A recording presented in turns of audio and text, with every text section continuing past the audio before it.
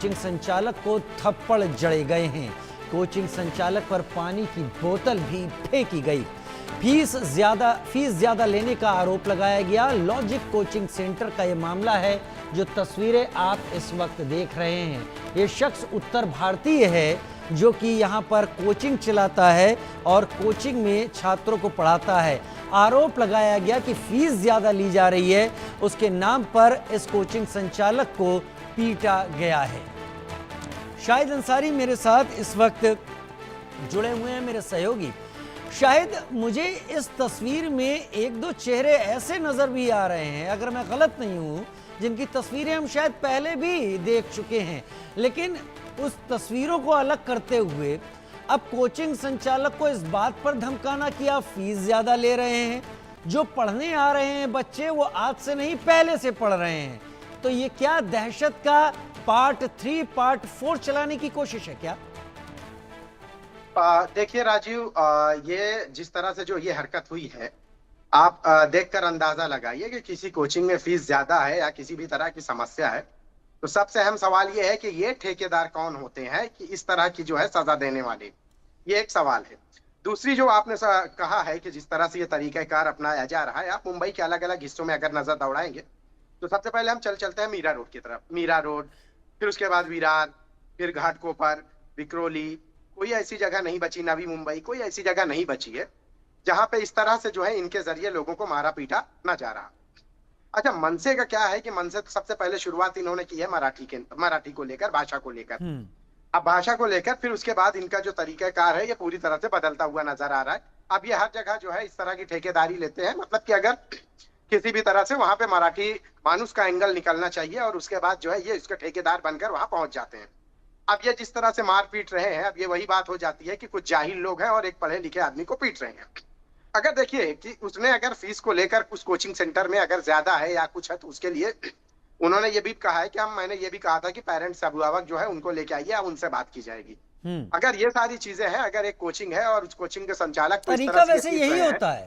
जी जी, ये हर जगह तरीका तो वही रहा है। यहाँ पे भी अगर इनको इतनी फिक्र है तो क्यों नहीं ये खुद के कोचिंग सेंटर खोल लेते जहां पे इस तरह के जो है तैयारी कराई जाए या इस तरह के एग्जाम की जो है तैयारी कराई जाए। वो चीजें इनसे नहीं होती। बिल्कुल वैसे ही जैसे मराठी के नाम पे इन्होंने दुनिया भर की बातें की है और मराठी अस्मिता को बचाने की बातें की है, आज तक इन्होंने एक भी जो है कोई मराठी लर्निंग सेंटर तो खोल नहीं सके और ना इनको वो खोलने की जो है रोजी हुई।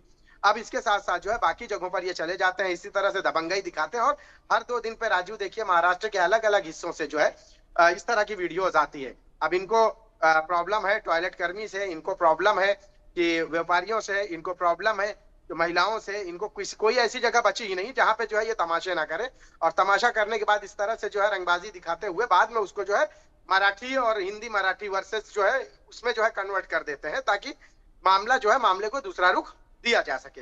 हालांकि कायदे से देखा जाए तो ये पूरा मामला जिस तरह से ये वीडियो बनाए, वायरल किए, मारे पीटे, ये पूरी तरह से जो है 4-6 लोग गए हैं यहाँ पे तो सीधे सीधे बीएनएस की धाराओं के तहत इनके खिलाफ सख्त कार्रवाई होनी चाहिए। लेकिन समस्या सबसे बड़ी ये है कि पुलिस के लिए भी ये वीडियो तब होती है जब ये वीडियो मीडिया की सुर्खियां बनती है या तो ये वीडियो वायरल होती है, तब जाकर पुलिस को जो है ये ख्याल आता है कि अरे इस पर तो एफआईआर लेनी चाहिए, फिर वो चीजें कानूनी कार्रवाई होती है। बावजूद इसके आप देखिए कि महज 24 घंटे पहले राज्य के मुख्यमंत्री ने यह कहा है कि इस तरह से गुंडागर्दी बर्दाश्त नहीं की जाएगी। लेकिन कहनी और कथनी में कितना फर्क है, कथनी और करनी में कितना फर्क है। आप देखिए कि वो राज्य के मुख्यमंत्री का रवैया जो है बहुत सख्त है कि नियम कायदे से बाहर कोई कुछ भी नहीं कर सकता। बावजूद इसके आप देखिए राज्य के अलग अलग हिस्सों में इस तरह की जो दबंगाई, जो गुंडई, अच्छा जो कोचिंग संचालक वो भी गैर मराठी है। यही वजह है कि इनको मौका मिल गया कि अब उस पर जो है अपनी भड़ास निकालने के लिए बस यही एंगल मैं आपसे समझना चाहता था। इसके पीछे ये एंगल कितना जिम्मेदार है शाहिद? जी राजीव, इसके पीछे ये गैर मराठी कोचिंग संचालक का एंगल कितना जिम्मेदार लग रहा है? वही बात मैं राजीव आपको बताना चाहूंगा, क्योंकि देखिए बातचीत से आप अगर नाम मैं ना लूं तो नाम ना लेने से भी जो है आप बातचीत से बखूबी अंदाजा लगा सकते हैं कि जो कोचिंग संचालक है वो गैर मराठी है। उत्तर भारतीय है वो दूसरी बात हो जाएगी, लेकिन वो गैर मराठी है, वो बातचीत से तो समझ में आ रहा है। इनके लिए किसी को जो है फांसी के तख्ते पर चढ़ाने के लिए सबसे बेहतर यही तरीका होता है कि वो गैर मराठी हो या उत्तर भारतीय हो।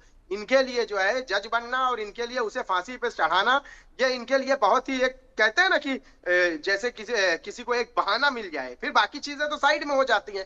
तो इनको भी जो है क्या है, बहाना अगर एक मिल गया कि अच्छा आप सोचिए राजीव, अगर ये कोई महाराष्ट्रियन होता तो शायद इनके तेवर और इनके रवैये में बहुत फर्क होता, ये चीजें नहीं होती। लेकिन अब इनको तो जो है, जो इनकी आइडियोलॉजी, जो इनकी फितरत है, उस फितरत के मुताबिक जो शख्स इनको मिल गया है, तो वो तो फिर तो इनके लिए सोने पे सुहागा हो गया। अब इनको तो बहाना मिल गया है फीस का, और बाकी अपनी फितरत जो है, फितरत को अमली जामा यहाँ इन्होंने पहनाया है। जी राजीव, आप सही कह रहे हैं, मुद्दई भी खुद हैं और फैसला देने वाले भी खुद हैं। इसमें एक चीज तो समझ में आ रही है, शायद जो राज्य सरकार बात कर रही है वो जमीन पर किसी तरीके का असर करती नहीं दिख रही है। शायद राज्य सरकार को भी कड़े कदम उठाने की जरूरत है। शायद बहुत शुक्रिया, आपने वक्त निकाला, आप मेरे साथ जुड़े इस जानकारी के साथ। उधर महाराष्ट्र में भाषा विवाद को एमएनएस एक नया रंग दे रही है।